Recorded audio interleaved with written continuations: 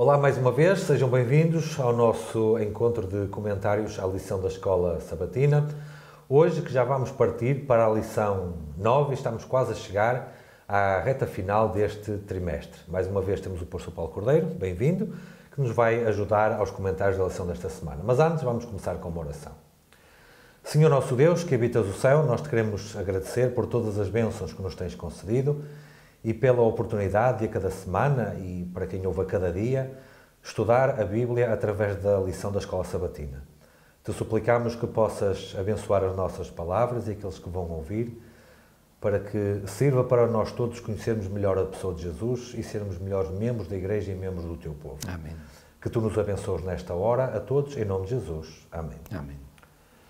Pastor, já falámos de tantos e tantos assuntos e há aqui um denominador comum que nós notamos, é que em todos os casos, todos os assuntos, a pessoa de Jesus está lá sempre por trás de tudo. Nem poderia ser de outra maneira. Não poderia ser de outra maneira. E então a lição desta semana... Senão não éramos cristãos. Não éramos cristãos, não éramos adventistas, não éramos protestantes, não éramos nada.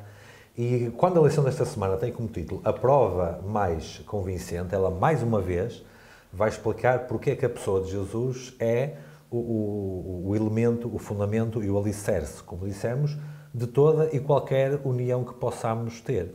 Ou seja, não há como fugir a isto. Todo o assunto da Sagrada Escritura, todo o tema da Sagrada Escritura, até mesmo aqueles aparentemente mais complicados, que é os proféticos, que exigem mais estudo, mais detalhado, todos eles têm sempre a pessoa de Jesus atrás, à frente, no meio, a toda a volta. Exatamente. Se assim não for, não era cristão.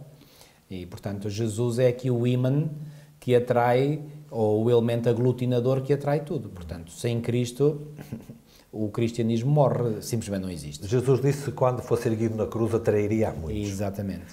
E a morte da cruz, que é exatamente logo o primeiro assunto da parte de domingo, a cruz, na verdade, é que permite haver esta esperança ou certeza, como quisermos, de que pode haver uma unidade de um corpo e de um povo.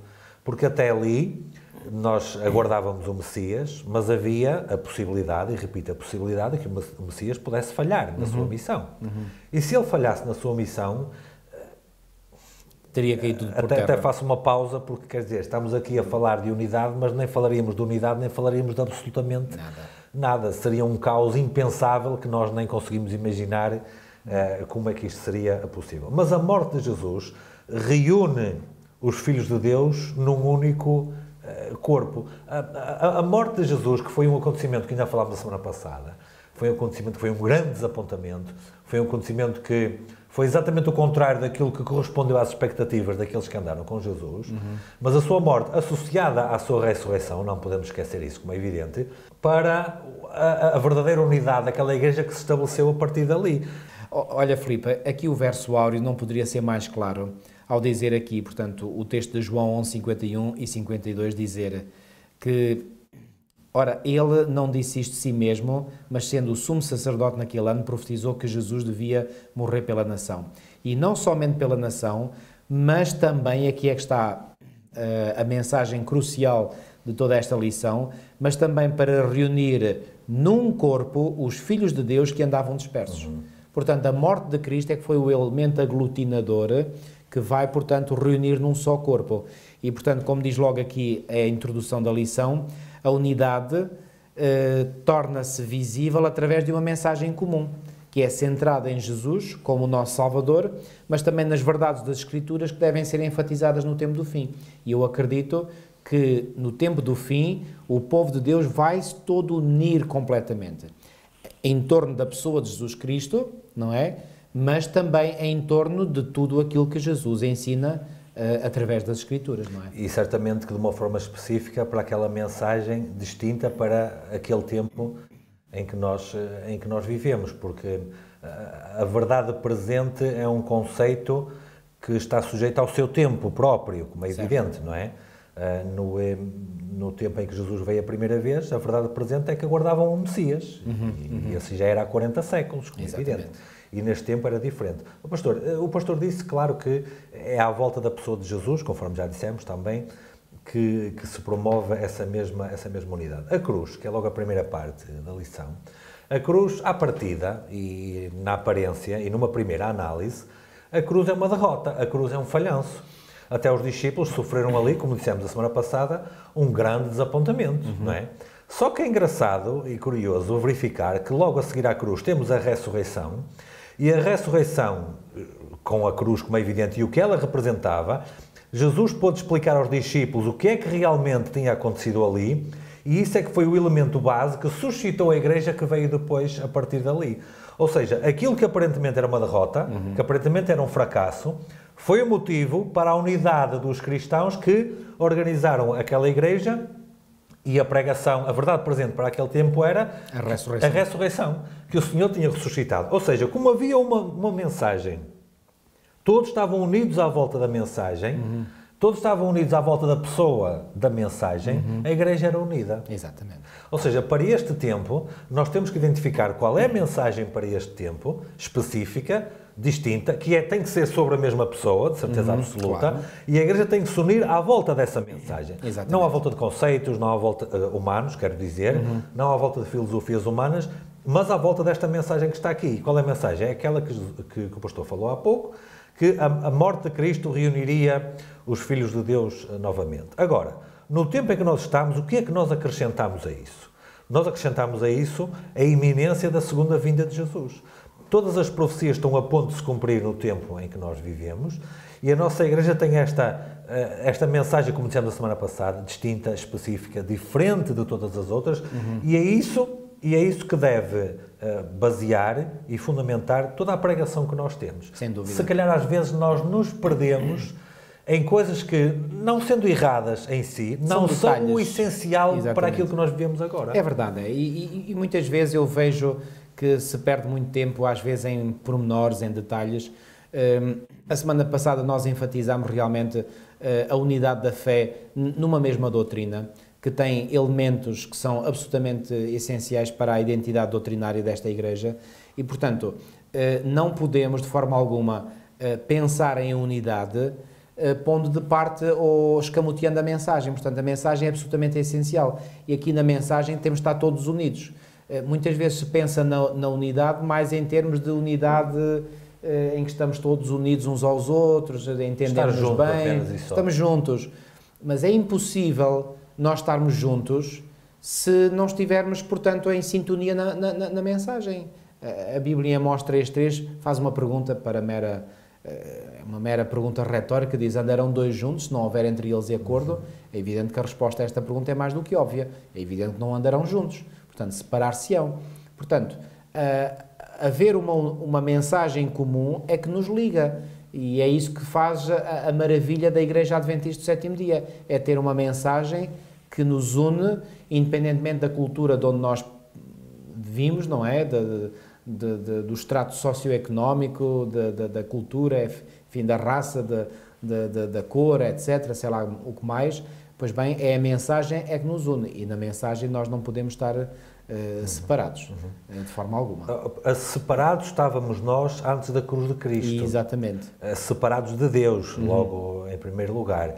E separando de Deus, embora na aparência possa parecer, passa a redundância, nós não conseguimos estar unidos uns aos outros estando separados de Deus. Exatamente. Portanto, e esta união e esta reconciliação à volta do sacrifício que Jesus fez pelo seu povo, pela sua Igreja, é que permite, ao aderirmos a esse sacrifício, estarmos unidos em volta daquilo que Jesus fez. O pastor estava a falar, eu estava aqui a pensar, todas as organizações, seja um governo, seja uma empresa, todas elas têm um presidente e os seus dirigentes. E o presidente e os dirigentes dizem: o objetivo da empresa é este, o objetivo da organização é este, e a estratégia para atingirmos o objetivo é este. O que é que acontece se cada membro dessa organização tiver um objetivo diferente e uma estratégia diferente? Não estarão unidos, seguramente. Podemos pensar em ter uma equipa desportiva, por exemplo, num desporto qualquer. Enfim, se acontecer isto, o que é que vai acontecer a essa organização? Não vão estar unidos, muito menos vão atingir o objetivo. Claro. E uma coisa que me agrada nesta igreja, e que nós falámos brevemente a semana passada, é que a pedra de esquina, a pedra que permite sustentar o edifício todo, não é uma pessoa, não é um pastor, não é sequer uma igreja física. É uma pessoa e aquilo que essa pessoa representa. Exatamente. E isso dá uma segurança de perceber que mesmo quando as coisas correm mal, elas podem ser corrigidas no sentido da unidade, no sentido da reconciliação. Mas há uma pergunta que eu queria fazer aqui, pastor. Quando nós falamos em ministério da reconciliação, que é um dos títulos que aqui está, em primeiro lugar, Cristo reconciliou consigo o mundo morrendo na cruz do Calvário. Mas automaticamente isso não provoca que o seu povo seja unido. Ou seja, é preciso fazer alguma coisa mais. Desde logo nós aceitarmos esse Ministério da Reconciliação. E eu penso que é consensual, qualquer um de nós, e quem está a ouvir, que não tem nenhuma dificuldade, pelo menos em teoria, em aceitar a pessoa de Jesus como líder e como agente dessa reconciliação. Se calhar, a maior dificuldade está em nós, na Igreja, nos reconciliarmos uns com os outros. Isto, se calhar, colocando aqui um bocadinho o dedo na ferida, a grande maioria dos problemas que nós temos não são problemas teológicos, são problemas de relacionamentos. Em que medida é que esta visão de Cristo como líder da Igreja, como promotor da unidade da Igreja, é que nos deve motivar a sermos reconciliados e unidos e estar de bem com o nosso irmão também? Mais uma vez, Filipe, eu ponho aqui a minha ênfase não em nós mesmos, mas em Cristo. Porque se nós permitimos que Cristo opere individualmente em cada um de nós, então aí nós atingiremos essa unidade. O problema é que muitas vezes nós não permitimos que isso aconteça. E, portanto, nós estamos a querer fabricar uma unidade com base nos nossos esforços, na nossa sabedoria, na nossa diligência, quando nós temos é que permitir que Deus opere o trabalho em mim. E cada vez que eu até me posso afastar dos outros para estar mais em comunhão com o Senhor, pois bem, paradoxalmente eu vou estar mais unido aos irmãos. Quanto mais eu me afasto deles, mas atenção, afasto-me deles com o propósito de me unir ao Senhor, mais eu me aproximo deles. Porque dessa comunhão com o Senhor vai resultar que a minha mente está mais apta a poder me relacionar com os meus irmãos.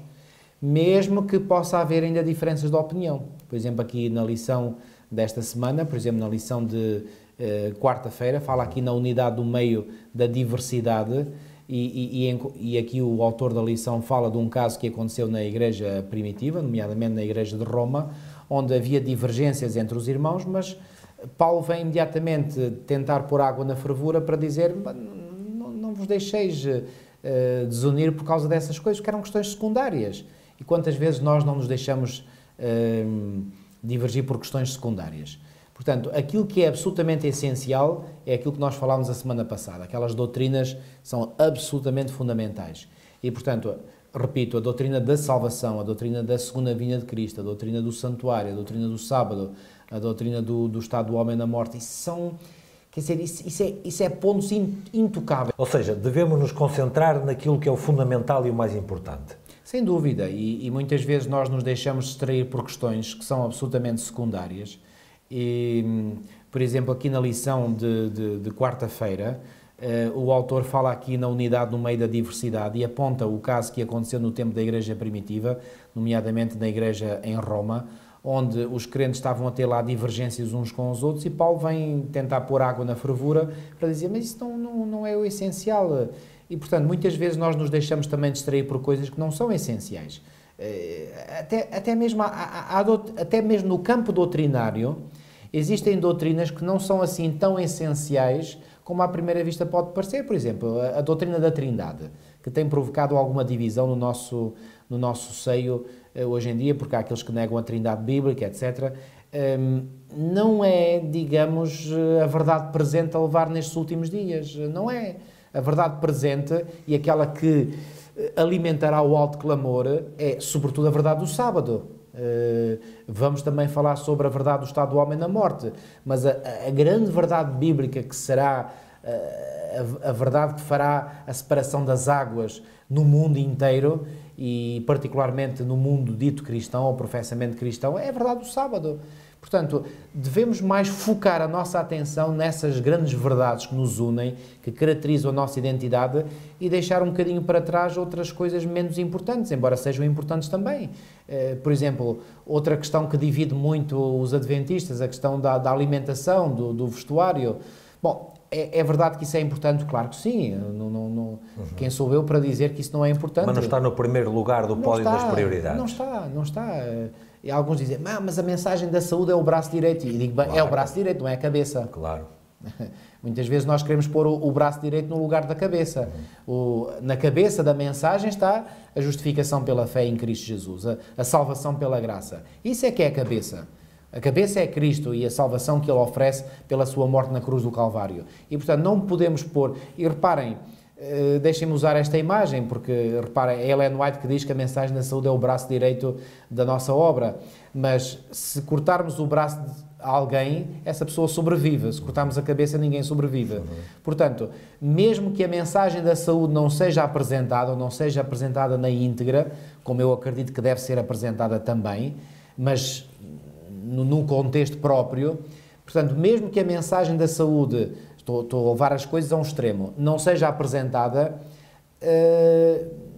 isso não é absolutamente essencial, porque o essencial é outras mensagens que vimos a semana passada e, portanto, é nessas mensagens essenciais que nós devemos estar unidos. E as mensagens secundárias, elas vêm em consequência natural das primeiras? Vêm em consequência natural e, mais uma vez, quero aqui enfatizar, que ninguém me entenda mal, que eu não estou a dizer claro que a mensagem de saúde não é importante. Claro que é, eu a vivo pela graça de Deus, enfim, procuro viver da melhor forma, mas não é a essência. E, por exemplo, aqui, nesta confusão que se armou lá na igreja de Roma, tinha a ver, por exemplo, com refeições, com comida.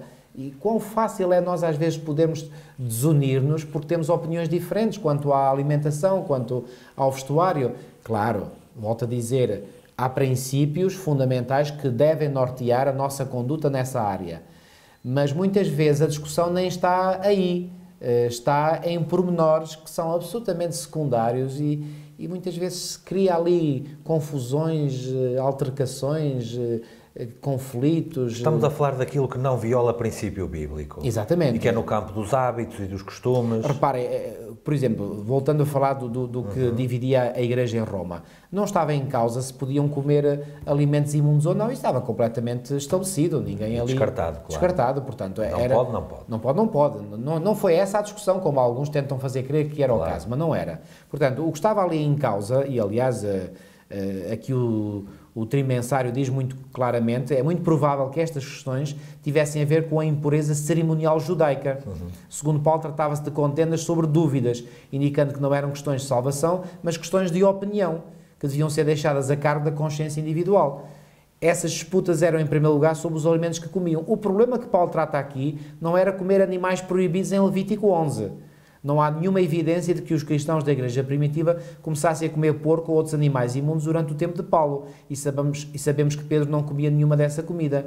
Assim, os fracos comerem apenas vegetais e estarem também envolvidas bebidas indicam que as desavenças se focavam na impureza cerimonial. Portanto, não estava aqui em causa princípios, estava em causa opiniões. E muitas vezes vejo às vezes criarem-se tensões, divisões entre nós, não em questões de princípios, mas em questões de opinião. Um acha que pode comer de tudo, outro acha que pode comer só isto. Reparem, devemos tentar evitar controvérsias em assuntos que são de secundários. Por isso é que temos de ter muito claro na nossa mente o que é absolutamente essencial, o que é secundário. Pois, essa era a minha próxima questão, é que temos que definir claramente aquilo que é a base, aquilo que é o fundamento, aquilo que é pedra de esquina de organização, doutrina e tudo mais, e aquilo que não é. O pastor falou há pouco, deu o exemplo da Trindade, por exemplo. Enquanto o pastor estava a falar, é verdade que é uma perturbação que existe, mas temos reparado todos, penso eu, que em todas as discussões que há, tem provocado mais prejuízo do que esclarecimento até. Porque se calhar não é o assunto que a gente deve debater agora e deve estar esclarecido já. Exatamente. Se não está esclarecido, cada um é livre de tomar o seu rumo e de fazer como entender. Agora, a nossa igreja tem uma posição sobre esse assunto e creio que a posição é a posição correta. Creio não, tenho a certeza.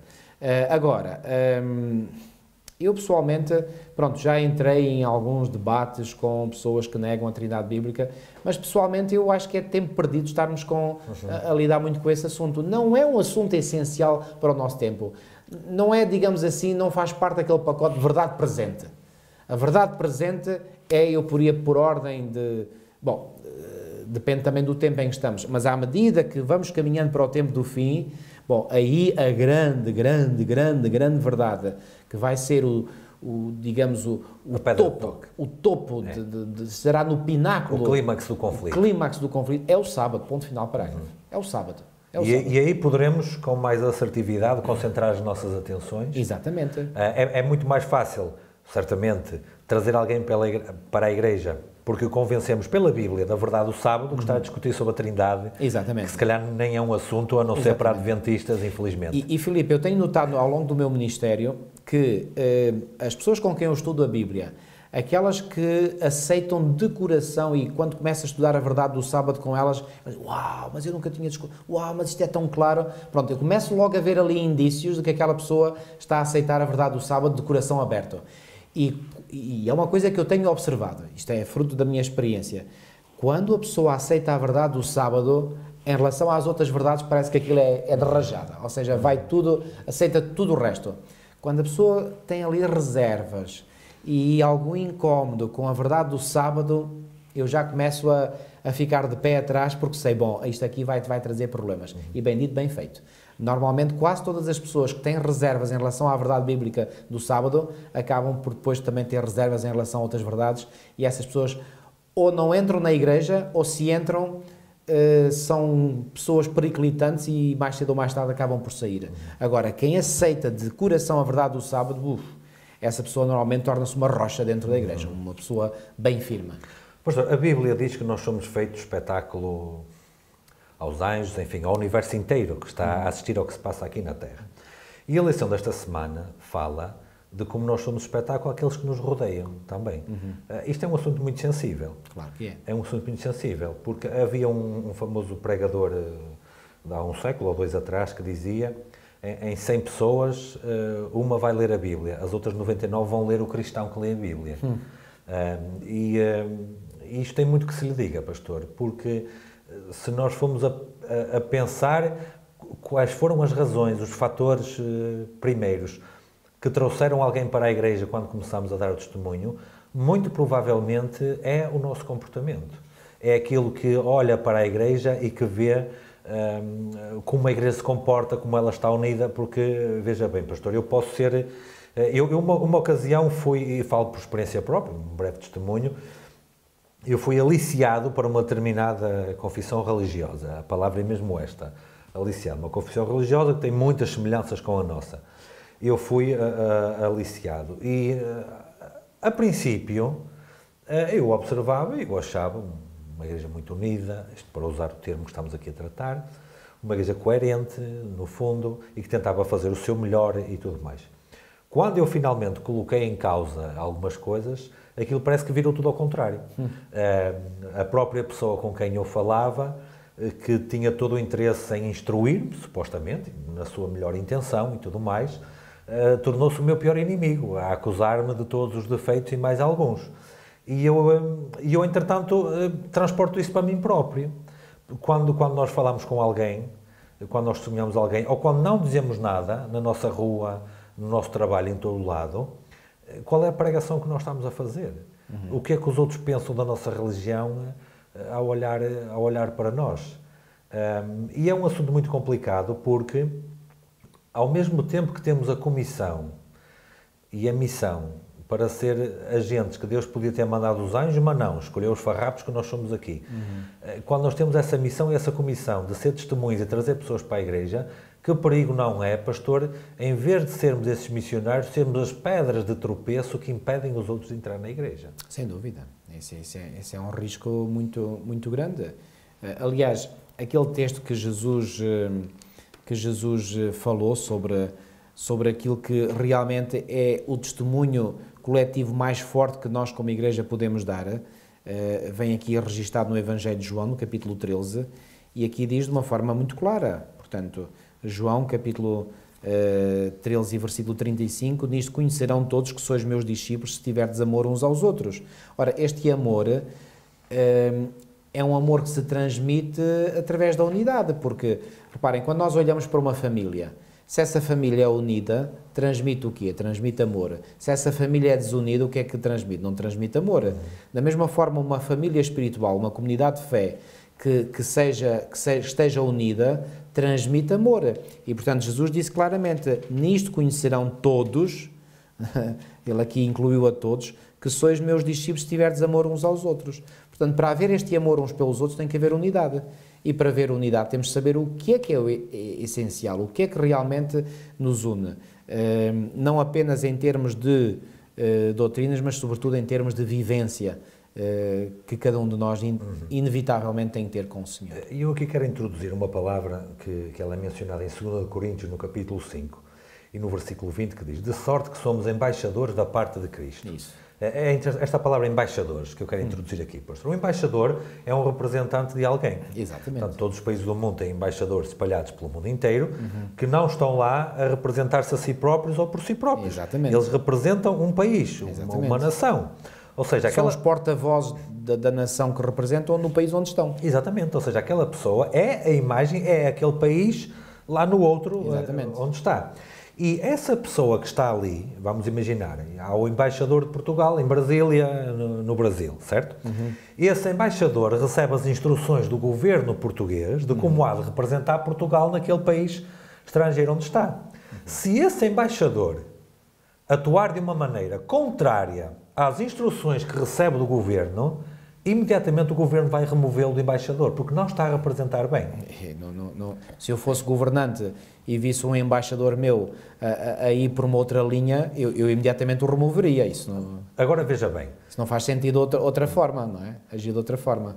Então eu, como embaixador de Cristo, eu tenho que olhar para mim próprio, eu estou agora aqui a fazer uma introspeção, claro. Eu tenho que olhar para mim próprio e tenho que perguntar se eu estou a representar bem o Senhor que supostamente devo representar aqui. No meu relacionamento, em primeiro lugar, eu para com Deus, em segundo lugar, na minha casa, em segundo lugar, na minha igreja, em terceiro lugar, em todo lado onde eu vou. Se Deus fosse tão rigoroso e tão implacável e não fosse misericordioso e cheio de graça como é... Então, já estávamos todos destruídos. Já estávamos todos destruídos, já estávamos todos fora da igreja, já estávamos todos... Completamente. Nem sei onde. Portanto, eu acho que Paulo não poderia enfatizar ainda mais quando ele continua dizendo... rogamo-vos, pois, da parte de Cristo, que vos reconcilieis com Deus. Ou seja, aquela reconciliação que nós falámos há bocado é colocar-nos de bem para com Deus para poder ser seus embaixadores. E a esse propósito, pastor, há aqui uma frase que eu gostaria que, se calhar, o pastor comentasse um pouco, que foi uma frase que eu parei para ler várias vezes, que nunca tinha lido neste termo. Já tinha lido outras muito semelhantes a esta, mas ela está na parte de terça-feira, e é um texto, Ellen White, em que ela diz assim... o que Cristo foi na sua vida nesta terra é o que cada cristão deve ser. Ele é o nosso exemplo, não só na sua imaculada pureza, e eu parei logo aqui a meio desta frase, não só na sua imaculada pureza, mas também na sua paciência, na sua amabilidade e na sua disposição cativante. Também quando eu li paciência, também parei, que eu naturalmente não sou uma pessoa com muita paciência. Até dou graças a Deus por não me colocar em determinadas circunstâncias. Acho que já fui pior do que sou agora.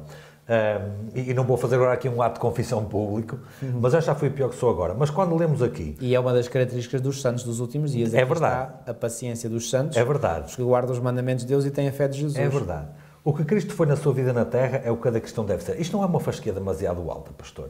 Porque hoje há aquela teoria de que, enfim... podemos tentar ser semelhantes ao modelo, mas nunca vamos igualar o modelo. Bom, Ellen White diz isso. Diz isso.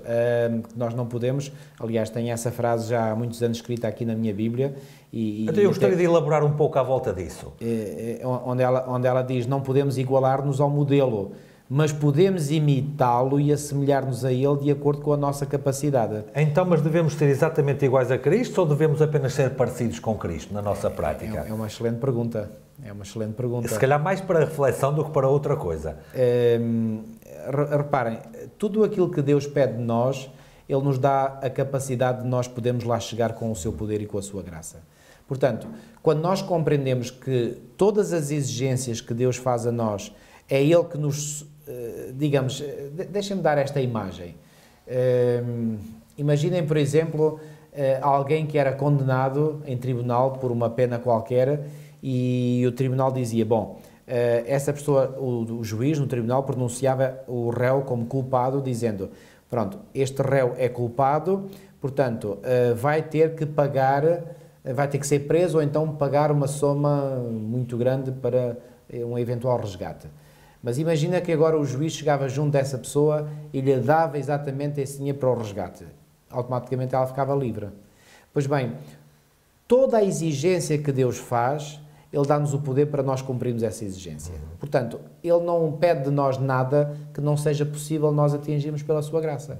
E é este conceito que nós temos de ter na nossa mente. Portanto, aí, assim sendo, não há desfasagem nenhuma. Portanto, temos que... Reparem, quando Ellen White diz não podemos igualar-nos ao modelo, o que é que isto quer dizer? Bom, nenhum de nós vai ser Cristo, um segundo Cristo.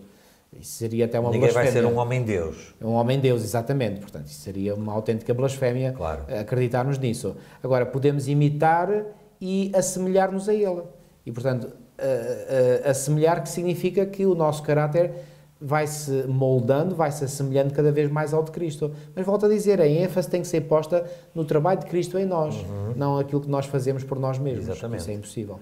E se calhar aqueles que olham para nós têm que ver o que Cristo faz e não aquilo que nós somos, ou exatamente, porque não somos, desde logo, porque não somos. Este é um assunto eventualmente problemático, porquê? Porque também corremos o risco, depois em sentido inverso, de descer tanto a fasquia que não temos nenhum objetivo a alcançar também. E podemos andar aqui quase com aquela doutrina, salvo uma vez, salvo para sempre, não importa aquilo que eu faça para a frente. Pastor, há aquela... Agora, Filipe, permite-me aqui também introduzir um outro dado. Já aqui falámos em lições anteriores que as pessoas normalmente... Pronto, eu vou usar aqui uma imagem que já usei, aqui há umas semanas atrás, mas vou usar novamente, que, grosso modo, as pessoas dividem-se em dois grandes grupos. Aquelas pessoas mais intelectuais e as pessoas mais relacionais. As pessoas mais intelectuais, ou aquelas que gostam de explorar as ideias, os conceitos, as ideologias, as filosofias, essas pessoas gostam de estudar, gostam de analisar algo a fundo, ao passo que as outras pessoas mais relacionais, isso não lhes interessa muito, dão mais ênfase nos relacionamentos. Não podemos esquecer que a mensagem cristã é uma mensagem que pega nos dois aspectos, não dá mais primazia a um do que ao outro. Ou seja, a mensagem cristã dá grande ênfase nos relacionamentos, em primeiro lugar com Deus e depois uns com os outros, mas esses relacionamentos têm que ser o reflexo de um conhecimento que veio, digamos, renovar a nossa mente, que veio renovar os nossos hábitos, que vem alterar os nossos hábitos ou os padrões de comportamento. Portanto, se as minhas crenças, se as minhas ideologias não se refletem num relacionamento melhor com o meu semelhante, então alguma coisa está errada nas minhas crenças. Portanto, isso nunca podemos esquecer isto. Faz-me lembrar uma vez ter ouvido um pastor ter dito que quando era estudante de teologia no seminário ouviu uma discussão entre dois teólogos em que um defendia, o assunto da discussão era a perfeição cristã.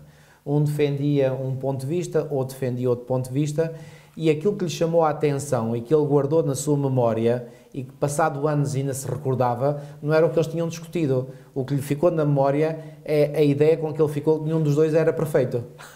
Ou seja, estavam os dois a falar sobre perfeição cristã, mas nenhum dos dois era perfeito. E porquê que ele ficou com essa noção? Porque ele viu, pela forma como eles discutiram, que não manifestaram as virtudes que cada cristão deve manifestar na sua vida pela graça do Senhor. Portanto, independentemente, ou independentemente não, a independência das crenças, assim é que é, a independência das crenças, o nosso comportamento, a nossa atitude deve refletir as nossas crenças. Portanto, se eu acredito em algo, então eu devo naturalmente e pela graça de Deus é exprimir no meu comportamento algo que vá de encontro a essa crença. O cristianismo é um estilo de vida. É um estilo de vida, é eminentemente prático.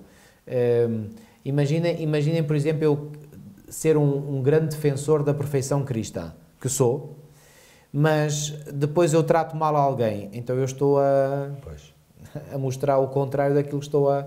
Então, se eu sou perfeito, como é que eu posso sequer conceber a ideia de poder tratar. Agora, será que isso já aconteceu comigo? Bom, vezes sem conta. Eu não quero que aconteça, mas às vezes sem dar por isso, lá vou eu. O apóstolo também dizia, o que quero fazer não faço e o que não quero faço. Exatamente. Agora, o facto de termos quedas não nos deve também pensar, eu caí, portanto, lá se vai o ideal por água abaixo. Não. Nós devemos conservar sempre o ideal diante de nós. O ideal é que, pela graça de Deus, nós devemos tender para a perfeição cristã. E as nossas quedas, muitas vezes até são lembretes que nos ajudam a compreender que, olha, ainda tens que permitir mais que o Espírito de Deus trabalhe no teu coração. Tens que deixar mais ser burilado pelo Espírito do Senhor. Agora, quando tu e os outros nossos irmãos e irmãs forem burilados também, se deixarem burilar, aí não tenho a menor dúvida, já que o afirmei e volto a dizer enfaticamente, a unidade será uma realidade no nosso meio. Pastor, há uma parte da lição em que sugere uma comparação entre o estado de espírito, deixe-me dizer assim, dos discípulos no dia da Santa Ceia, portanto na noite que antecipou a morte de Jesus, e depois no dia de Pentecostes. É claro que houve ali um período de tempo, como é evidente, entre as duas coisas, mas há um estado de espírito muito diferente lá, nessa noite de quinta-feira, onde aconteceu a primeira Santa Ceia, que já assim. Foi, deixa-me só fazer já foi na sexta. Já foi na sexta, portanto. Nós hoje chamamos quinta-feira à noite, mas já foi na tarde de sexta, que era a parte escura. Sem te aperceberes, deixaste levar pela contagem atual. Pela contagem atual, exatamente. Mas quando Jesus teve a Santa Ceia com os discípulos, foi no dia em que ele morreu. No dia em que ele morreu, porque já era noite, exato, daquilo que nós chamamos quinta à noite, mas que daquilo que a Bíblia chama a tarde de sexta. Exatamente. Muito bem. Portanto, o estado de espírito que os discípulos estavam ali naquela ocasião era muito diferente do estado de espírito depois no Pentecostes e principalmente a seguir ao Pentecostes. Sim, era. Principalmente a seguir ao Pentecostes. Sim, era. Qual era a diferença? Quais eram as diferenças principais entre os 3 anos e meio que andaram com Jesus, porque aquela noite culminou os 3 anos e meio, sim, que eles estiveram com Jesus? Portanto, qual era a diferença entre 3 anos e meio com Jesus e depois essa noite que se seguiu e o dia de Pentecostes e a história da igreja primitiva que se seguiu? Eles nem pareciam ser as mesmas pessoas. Não. Aquilo, quem os conhecia antes e quem os conhecia agora, no mínimo diria, alguma coisa aconteceu aqui. E aconteceu mesmo. E aconteceu mesmo. Ora, não será esse um exemplo para aquilo que tem que acontecer na igreja hoje também? Mas não tenhas a menor dúvida. Não serão os 3 anos e meio com Cristo, em que cada um queria ser maior do que o outro, a que até vem a mãe, coitadinho, até nem parecem adultos, tem que vir a mãezinha pedir para eles serem os dois, um à direita e outro à esquerda. Quer dizer, andavam em disputas, havia lá um ladrão lá no meio, um mal intencionado. E depois os outros 3 anos e meio, cada um lavava os pés aos outros, colocava os outros acima, entregava tudo o que tinha à obra. Sob um ponto de vista de quem está de fora a observar a igreja, alguma coisa estrondosa aconteceu aqui para que isso alterasse. Pergunto mais uma vez, não será esse o exemplo de que nós precisamos hoje também? Mas isso não há a menor dúvida sobre isso. Isso é claríssimo como água.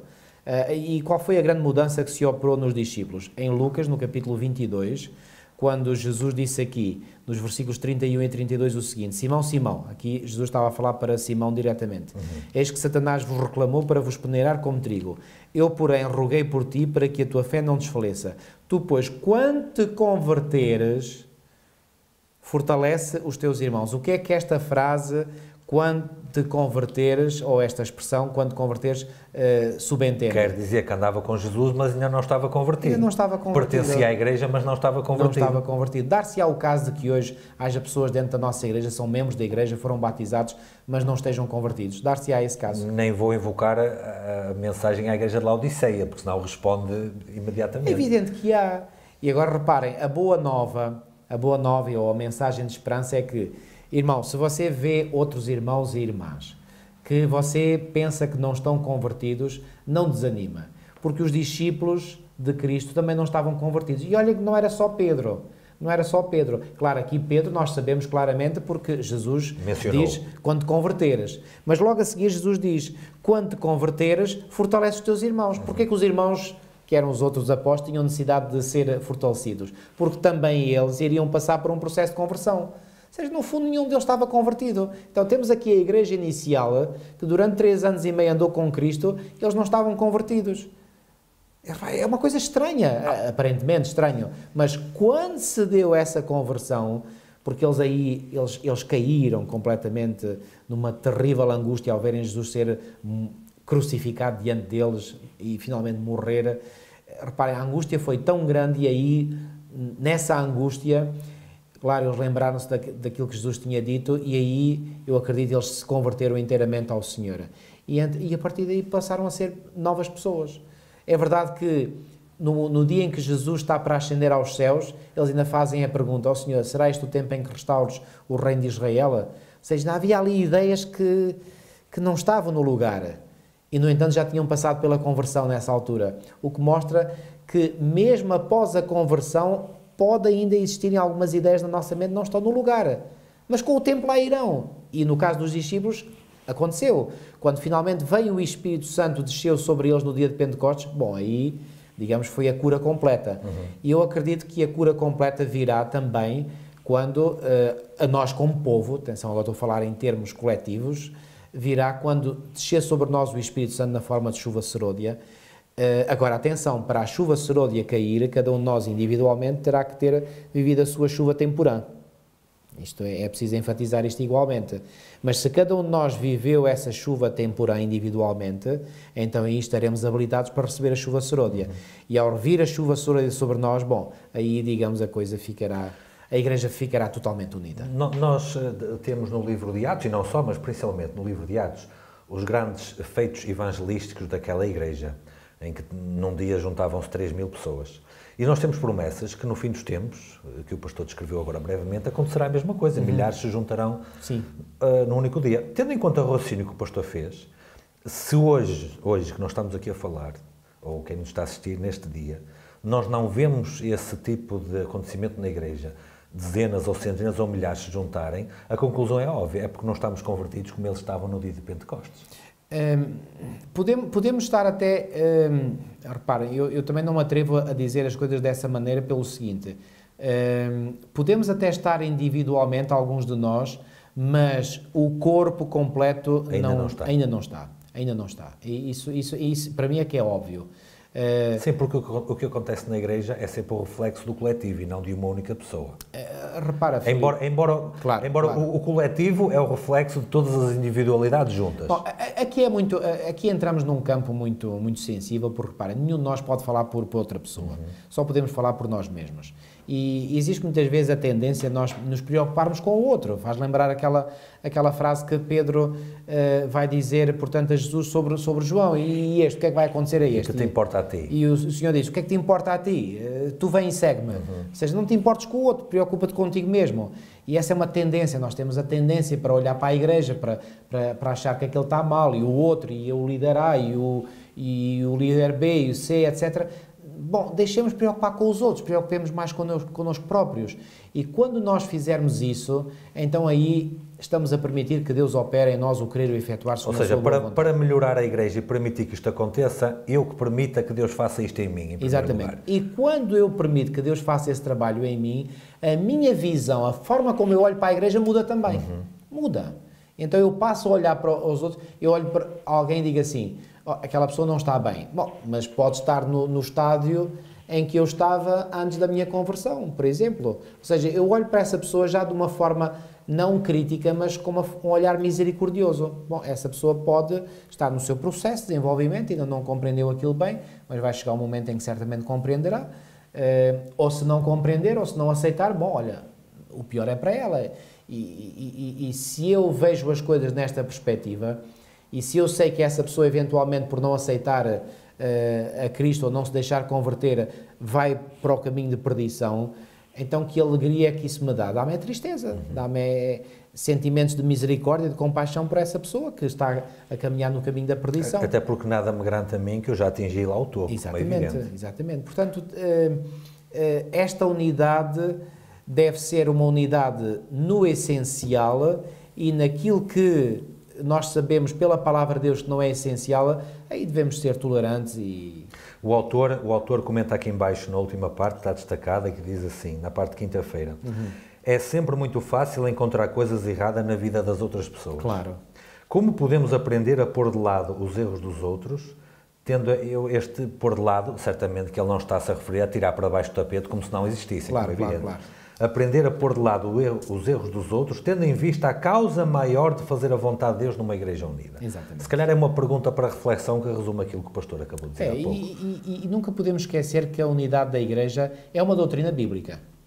E, portanto, muitas vezes mais vale eu ceder em algum ponto em favor da unidade do que querer defender esse ponto com unhas e dentes e fazer daquilo um cavalo de batalha, provocando assim uma desunião dentro da igreja.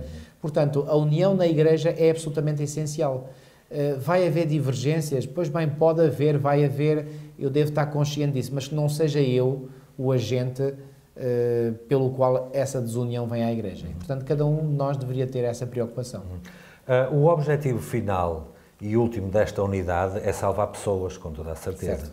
E quando nós falamos em unidade na missão, é muito mais fácil executar a missão quando a igreja está unida. É evidente. Num único propósito, numa única mensagem. Olha, imagina, ó Filipe, um exército em que cada um quer fazer à sua maneira. O exemplo que demos há pouco, por exemplo. Onde é que eles vão? Ou o que é que eles vão conseguir de... Agora, se estiverem todos a funcionar, claro, cada um na sua função. Coordenados, todos a receber ordens, portanto, das suas chefias militares. Estiverem todos ali bem coordenados, bom, que efeito aquilo não terá, não é? Podemos então deduzir que a missão da Igreja, que é a razão fundamental para a sua existência, o objetivo fundamental da sua existência, é grandemente prejudicada quando nem sequer dentro da nossa própria casa nós conseguimos estar unidos uns com os outros. É verdade. Mas eu acredito que nós estamos a caminhar para um tempo em que a unidade vai ser cada vez mais uma realidade. Eu acredito, já aqui apresentei uma vez, num modelo simétrico da história, em que no fim nós vamos ter uma sequência de eventos que será o oposto da sequência de eventos que houve no início.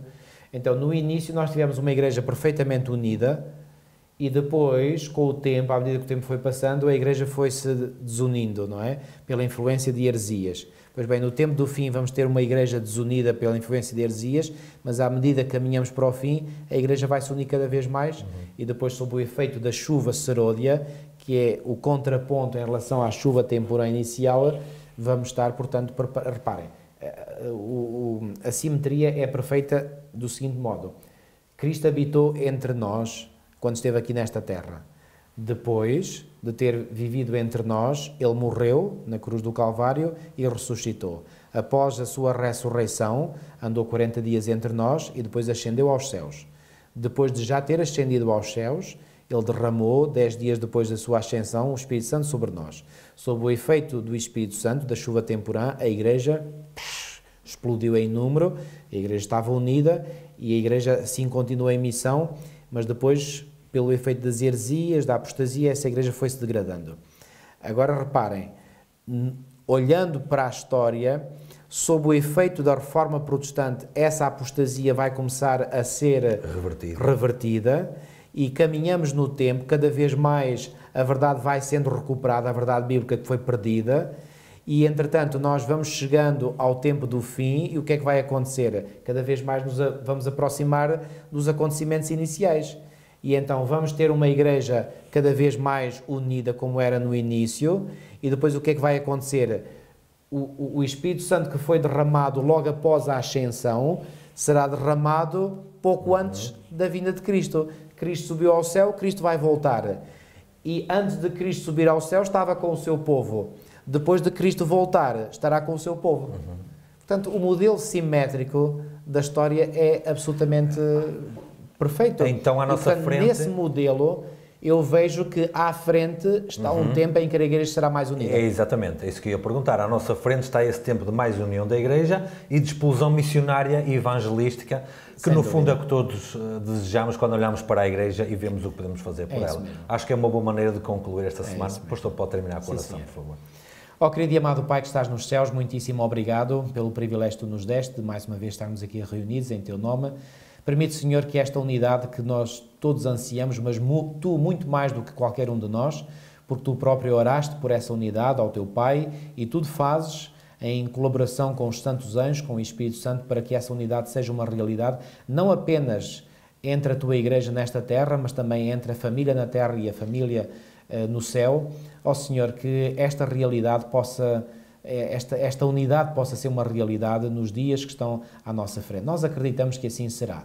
Senhor, ajuda-nos a fazer a nossa parte individualmente, para colaborarmos nessa unidade e que assim o teu povo, quando estiver perfeitamente unido, possa exercer uma missão tão poderosa, que crie tanto impacto neste mundo, que o alto clamor seja dado com toda a força, com todo o poder, e assim a última chamada do Evangelho seja dada a este mundo, e aqueles que tiverem que tomar ainda a sua decisão a tomem, ou para um lado ou para o outro, e então tu possas pôr um ponto final na história triste deste mundo de pecado. Ó Senhor, aguardamos por esse dia. Ajuda-nos a preparar para os eventos finais e para a breve vinda, para a tua breve vinda. Tudo isto nós te pedimos e pela fé te agradecemos em nome de Jesus. Amém.